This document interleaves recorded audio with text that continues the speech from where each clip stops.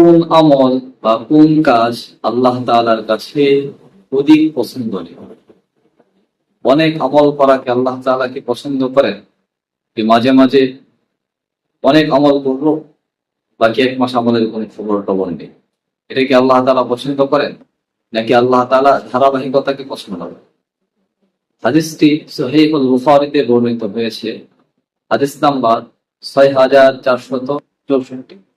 হাদিসের বর্ণনাকারী হলেন হযরত আয়েশা বিনতে আবি বকর রাদিয়াল্লাহু তাআলা আনহা। عن عائشة رضي الله تعالى عنها أن رسول الله صلى الله عليه وسلم قال হযরত আয়েশা রাদিয়াল্লাহু তাআলা আনহা থেকে বর্ণিত, তিনি বলেন রাসূলুল্লাহ সাল্লাল্লাহু আলাইহি ওয়াসাল্লাম বলেছেন, আহাব্বুল আ'মাল ইলাল্লাহি আদওয়ামুহা ওয়া ইন ক্বাল্লা। আল্লাহ তাআলার কাছে সবচেয়ে পছন্দনীয় প্রিয় আমল হচ্ছে ওইটা যেটা ধারাবাহিক করা হয়, যদি অল্প হয়। অর্থাৎ আল্লাহ তাআলার কাছে পছন্দনীয় আমল হচ্ছে যে আমলটা ধারাবাহিক করা হয়, যদি অল্প অল্প করা হয়, সামান্য। কথার কথা, আপনি দৈনন্দিন 100 বার সুবহানাল্লাহ পাঠ করলেন, ধারাবাহিক করলেন, এই আমলটা আল্লাহ তাআলার কাছে অনেক প্রিয়।